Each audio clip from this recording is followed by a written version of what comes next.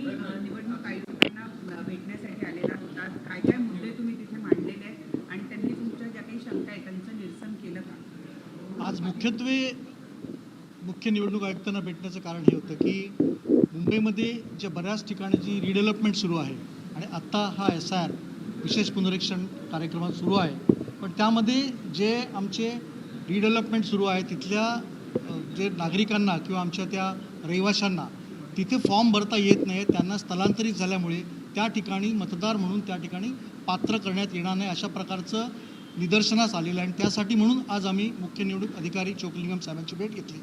आज या विषयावरती आम्ही प्रदीर्घ चर्चा केली आणि हा विषय त्यांच्याकडे बऱ्याच ठिकाणाहून आलेला आहे.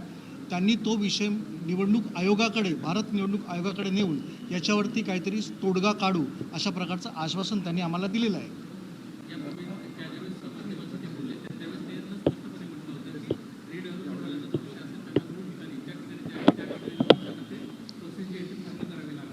नक्कीच आमचा आग्रह हा आहे की ज्या ठिकाणी ते राहत होते, ज्या ठिकाणी ते कायमस्वरूपी वास्तव्यास होते, परंतु आज पुनर्विकासामुळे दुसऱ्या ठिकाणी राहत असले तरी ते त्यांच्या मूळ ठिकाणी राहायला येणार आहेत.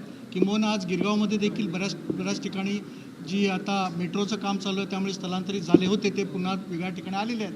तर त्या सर्वांचे जे रहिवासी आहेत त्यांचं मतदार म्हणून नोंदणी त्यांच्या मूळ ठिकाणी व्हावी अशा प्रकारची आग्रही मागणी आज आम्ही त्यांच्याकडे केली आणि त्यांनी भारत निवडणूक आयोगाकडे हा विषय नेऊन त्या ठिकाणी तोडगा काढण्याचं मान्य केलं. आपल्या निदर्शनात ज्या काही बाबी आल्या त्यानुसार किती टक्के लोकांना याचा फटका बसतो किंवा किती टक्के अशी लोक आहेत ज्यांना मूळ वास्तव्य दाखवता येत नाहीये? मी चुकत नसेल तर साधारणपणे 25 ते 30% या ठिकाणी मुंबईमधले नागरिक जे स्थलांतरित आहेत, मोठ्या प्रमाणात रिडेव्हलपमेंट आज मुंबईमध्ये सुरू आहेत आणि हा विषय मुंबईशी निगडीत आहे. मला असं वाटतं की भारत निवडणूक आयोगाला या विषयाची कल्पना नसावी, परंतु इतर शहरांपेक्षा मुंबईमध्ये सर्वात जास्त रिडेव्हलपमेंट सुरू आहे आणि त्यामुळे हा वेगळा विषय त्यांना वेगळ्या पद्धतीने हाताळावा लागेल. निवडणूक अधिकाऱ्यांची जी काही यादी आहे त्यानुसार बहुतेक ही तपासणी सुरू आहे. दरम्यानच्या काळात बराच कालावधी निघून गेला आहे. त्यामुळे केवळ पुनर्विकास हाच एक मुद्दा नाही आहे, तर अनेक ठिकाणी अनेक लोकांना वगळलं जात असल्याच्या तक्रारी सातत्याने येत आहेत. पुनर्विकासाव्यतिरिक्त इतर काही तक्रारी सुद्धा आपल्या वतीनं करण्यात आल्या. आम्ही त्यांना हेही सांगितलं की 2002ची यादी जी आहे तर 2002ची यादी जास्ती सोपी करावी जेणेकरून प्रत्येक माणूस त्याच्यात आपलं नाव शोधू शकेल मतदार. आणि त्याला आम्ही थोडा अवधी पण जास्ती मागतोय की आमच्या BLAंना वेळ मिळाला पाहिजे, त्यांच्या BLAंवर पण इतर प्रेशर आहे, त्यामुळे थोडा जास्ती अवधी मिळाला पाहिजे.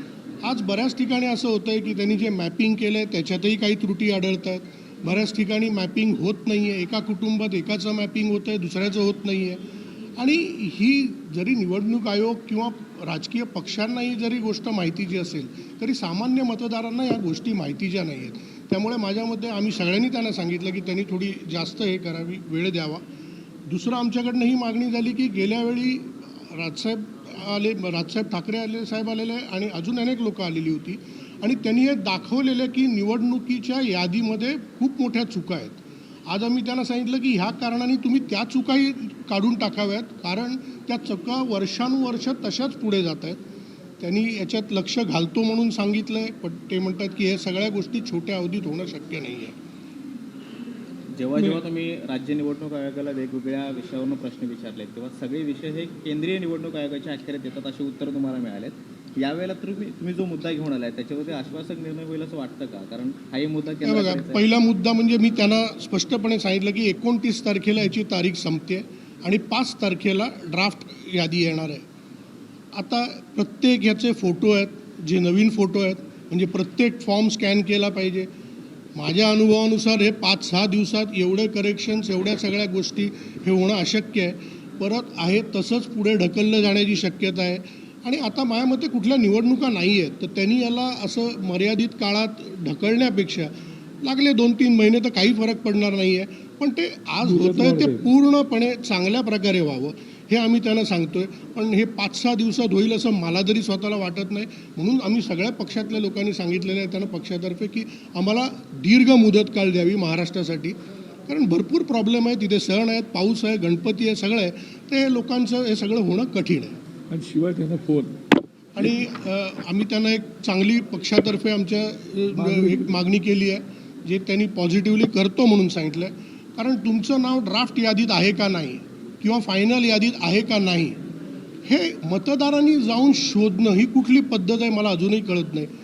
तर आपण प्रत्येक मतदाराचे नंबर घेतोय, तर आमचं म्हणणं असं आहे त्या नंबरवर त्यांनी SMS पाठवावा की तू यादीत आहेस किंवा तू यादीत नाही आहेस, जेणेकरून त्याला कळेल काय करायचं आहे ते. तर त्यांनी सांगितलं ही सूचना चांगली आहे, ही आमच्या साहेबांतर्फे सूचना आलेली ती आम्ही त्यांना मांडली.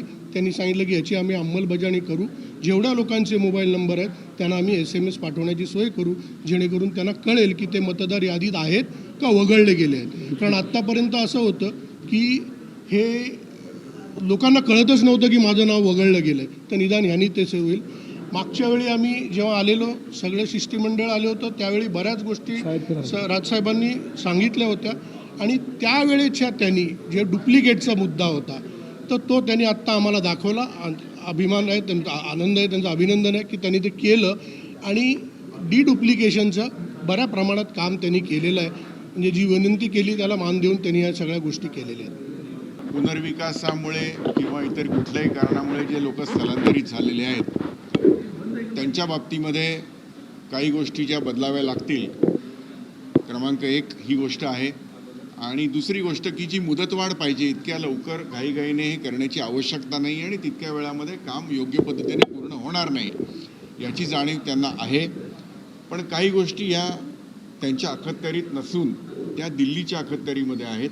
त्यामुळे आम्हाला जर गरज वाटली पुढच्या काही दिवसामध्ये जर त्या आम्हाला त्यांच्याकडून जर तशा पद्धतीचं उत्तर आलं नाही किंवा त्यांना जर त्याच्यावरती काही निर्णय घेता येत नसेल तर त्याच्या पुढची अधिकार ज्यांच्याकडे आहेत म्हणजे दिल्लीला, तर आम्ही दिल्लीला जाऊन सुद्धा आमचं जे काही मत आहे या बाबतीतलं.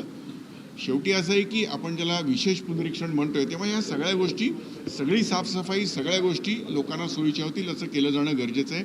लाखो नावं वगळली गेली तर तो एकंदरीत मतदारांवरती अन्याय असेल. त्यामुळे त्याच्या बाबतीत जर इथे काही ऑथॉरिटी नसेल त्यांच्याकडे तर ती दिल्लीपर्यंत जाऊन आम्ही त्याचा प्रयत्न नक्कीच करू, कारण हा मोठ्या प्रमाणावर मुंबईसारख्या शहरांमध्ये येणाऱ्या अडचणीचा भाग आहे. नाही, त्यांना आज आम्ही आमचे प्रश्न मांडले त्याच्यावरती ते त्यांना उत्तर देतील. पण काही गोष्टी साधारणपणे चर्चेअंती आमच्या अशा लक्षात आल्या की या गोष्टींवरती निर्णय इथे होऊ शकत नाही, तो निर्णय दिल्लीमध्येच असणार आहे. आणि मग त्यात गरज लागली आणि विविध पक्षांकडून त्यांना अशा पद्धतीचं रिप्रेझेंटेशन आलेली आहेत किंवा येत आहेत. गरज भासली तर सगळे पक्ष मिळून जाऊ, कारण जे काही काम होतं आहे ते जर चांगल्या पद्धतीने व्हायचं असेल तर त्याच्यामध्ये काही सुधारणा होणं हे गरजेचं आहे. त्यामुळे त्यासाठी आम्ही प्रयत्न नक्की करणार आहोत. इतर पक्षांशी सुद्धा बोलण्याचा प्रयत्न करू. बीजेपीने पण या.